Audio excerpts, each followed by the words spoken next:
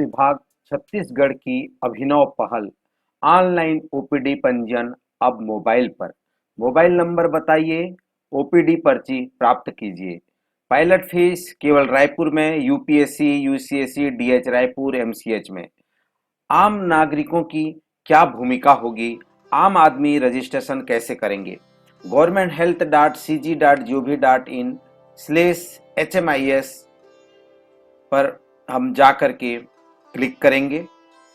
जैसे ही हम क्लिक करते हैं, हमारा जो बॉक्स है जिसमें हमको अपना मोबाइल नंबर एंटर करना है वो ओपन होता है।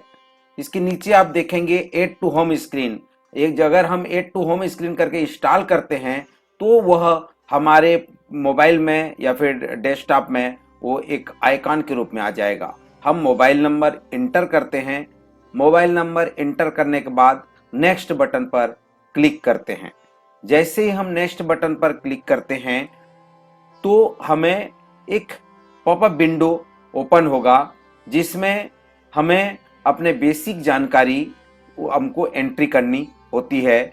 जैसे कि कहना चाहिए हम अपना नाम और अपना पासवर्ड यहीं पे हम सेट कर सकते हैं। तो सबसे पहले हम मोबाइल नंबर डालने के बाद एक कैप्चा इंटर करेंगे। कैप्चा इंटर करके हमें एक OTP प्राप्त होगा। वो OTP हमारे मोबाइल नंबर पे 10 मिनट के लिए वो वैलिड रहेगा। जैसे ही OTP आएगा, हम यहाँ पे मोबाइल नंबर के नीचे अपना नाम टाइप करेंगे। नाम टाइप करने के बाद हम अपना पासवर्ड सेट करेंगे। यह पासवर्ड आपको अपना प्रोफाइल के लिए है, तो अपना प्रोफाइल का पासवर्ड आप सेट करके रखेंगे और पासवर्ड के बाद फिर से उसको रिमेंबर पासवर्ड करके हम डालेंगे और जो आपका OTP था वो ऑटोमेटिक यहाँ पे आ गया और इस प्रकार हम आगे बढ़ते हैं। जैसे ही हम नेक्स्ट बटन पर क्लिक करते हैं, फिर हमारा जो प्रोफाइल है, जो न्यू पेशेंट का रजिस्ट्रेशन का प्रोफाइल है वो ओपन हो जाता है। वहां पे हम मेंबर का डिटेल डालते हैं। जैसे जो नाम है वो इंटर करेंगे, फादर और हस्बैंड का नाम यहाँ पे डालेंगे। उसके बाद उसका जो मेल और फीमेल और जेंडर है वो एंट्री करेंगे। एज इंटर करेंगे, उम्र हम लिखेंगे यहाँ पर कि उसका उम्र कितना है। आयुष्मान कार्ड का नंबर अगर मालूम है तो एंट्री करेंगे। राशन कार्ड का नंबर भी हमको यहाँ डालना होता है अगर मालूम है, तो ये मैंडेटरी नहीं है। उसके बाद हमें अपना एड्रेस पूरा लिखना होता है। जो आपका लोकेशन है वहाँ का एड्रेस पूरा लिखिए। फिर उसके बाद जिला सेलेक्ट करिए कि आप कौन से जिले से बिलोंग करते हैं। तत्पश्चात आपको अपने जिले के अंतर्गत आने वाले विकास खंड को सेलेक्ट करना है। विकास खंड के अंतर्गत आने वाले गांव को सेलेक्ट करना है। जब आप गांव विकास खंड सेलेक्ट करेंगे तो ऑटोमेटिक डील डाउन में जो है उनके गांव यहाँ पे आ जाएंगे। उन गांव में से आपका जो गांव होगा उसको सेलेक्ट करना होता है। चूंकि हम रायपुर में रजिस्ट्रेशन कर रहे हैं तो रायपुर में अभी वार्ड को आइडेंटिफाई नहीं किया गया है, इसमें इंक्लूड नहीं किया गया है, इसीलिए हम इसको छोड़ देते हैं और हम यहाँ पर सेव करते हैं। जैसे हम यहाँ पे सेव करेंगे तो यह पेशेंट का डिटेल जो है सेव सक्सेसफुली का मैसेज यहाँ पर आ जाएगा और पेशेंट का जो लिस्ट है उसमें यहाँ पे दिखाई देना शुरू हो जाता है।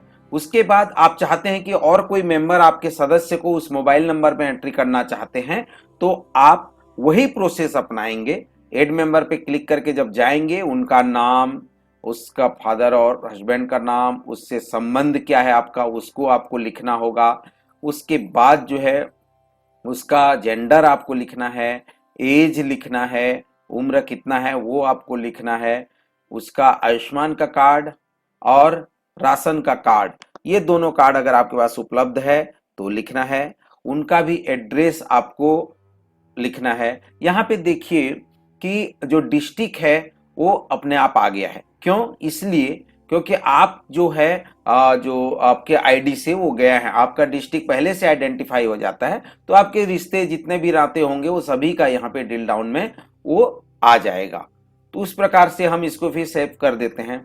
जैसे हम सेव करेंगे तो ये पेशेंट सेव सक्सेसफुली आएगा और उसके ड्रिल डाउन नीचे में देखिए वो जुड़ते जाएंगे, आपके मेंबर जो है वो ऐड हो जाएंगे। इस प्रकार जो है हम एक फोन नंबर पे कई सारे जो मेंबर्स हैं जिनका ओपीडी पर्ची बनाना है, जो ओपीडी के लिए जाना चाहते हैं, आपके इस लिंकअप में रहना चाहते हैं, आपके आईडी से वो आइडेंटिफाई होंगे। उसके बाद हम यहाँ पे लॉग आउट करते हैं। लॉग आउट करने के बाद जो है हम अपने प्रोफाइल से बाहर आ जाते हैं। ये हमारा प्रोफाइल की एंट्री हो जाता है। यहाँ पर प्रोफाइल की एंट्री हो जाने के बाद आप जब कभी भी उस आईडी, उस मोबाइल नंबर से जाना चाहते हैं तो आपको केवल मोबाइल नंबर और आपको कैप्चा और पासवर्ड, ये पासवर्ड और कैप्चा आपको डालना होगा।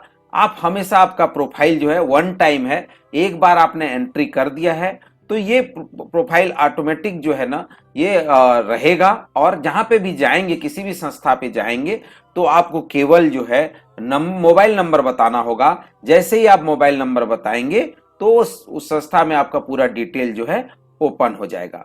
तो आम नागरिकों से हमारी यही निवेदन है कि आप स्वयं अपने प्रोफाइल की एंट्री करिए और जाकर के संस्था में केवल मोबाइल नंबर बताइए और ओपीडी पर्ची प्राप्त कीजिए। आपका समय का बचत होगा, आपका जो त्रुटि होता है, जो लिपिकी त्रुटि होता है वो भी नहीं होगा। तो कई सारी चीजें हैं जिससे आप बच। आइए जानते हैं कि अस्पताल में ओपीडी पर्ची कैसे जारी करेंगे। तो ये अस्पताल के दायित्व होगा कि जो हमने रजिस्ट्रेशन किया उसको किस तरह से वो ओपीडी पर्ची में जारी करेंगे। तो गवर्नमेंट हेल्थ जो साइट है उसमें हमको जाना होगा। जाने के बाद अस्पताल को, जो भी अर्बन अस्पताल हैं उनको अभी वर्तमान में एक आईडी पासवर्ड दिया गया है। उस आईडी पासवर्ड में वो लॉगिन करेंगे। पहले आईडी डालेंगे, फिर पासवर्ड डालेंगे और उसके बाद जो कंप्यूटर जनित जो कैप्चा है उसको हम डाल करके लॉगिन में क्लिक करेंगे। जैसे ही हम लॉगिन करेंगे तो ये ऑप्शन आ जाएगा। जो पेशेंट रजिस्टर्ड होंगे या तो उनको हम सर्च कर पाएंगे या फिर हम नए पेशेंट को हम यहाँ पे रजिस्ट्रेशन कर पाएंगे।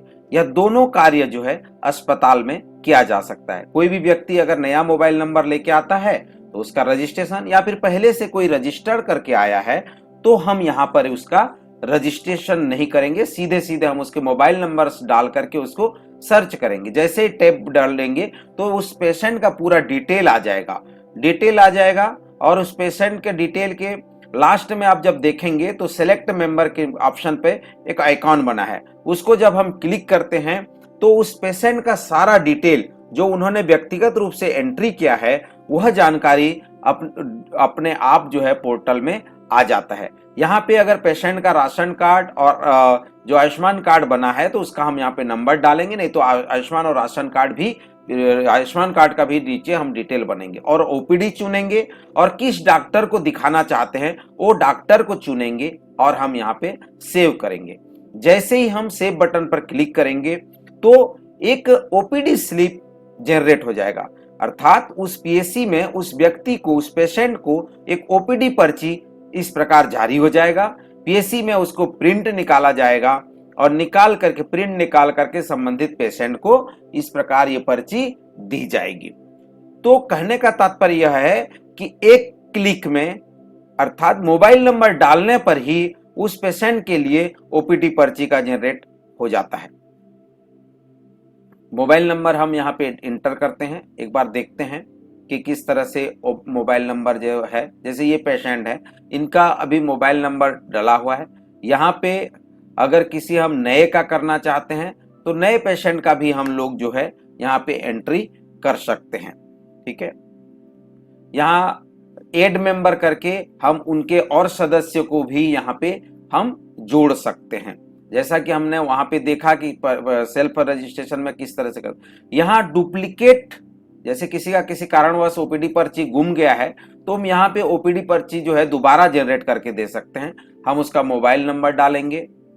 मोबाइल नंबर एंट्री करने के बाद जैसे ही हम मोबाइल नंबर डालेंगे और जो नेम में सिलेक्ट करेंगे तो सिलेक्ट करने के बाद वो व्यक्ति का नाम आ जाएगा और इधर साइड में उसका ओपीडी नंबर, ओपीडी स्लिप भी आ जाएगा। तो आप देखेंगे कि आप यहाँ पे देखिए उसका रजिस्ट्रेशन के साथ आ गया। आप यहाँ पे इसको डुप्लीकेट ओपीडी स्लिप जो है जनरेट कर सकते हैं। जनरेट करके आप उसको प्रिंट दे सकते हैं। तो बहुत ही सिंपल प्रोसेस है। आपको इसमें एक जो महत्वपूर्ण अभी है भाई मोबाइल नंबर, और मैक्सिमम लोगों के पास मोबाइल नंबर है। मोबाइल नंबर आप बताएंगे और अपने आप अपना ओपीडी स्लिप जो है आपको प्राप्त होगा। आपका डाटा में किसी प्रकार की गलती नहीं होगी।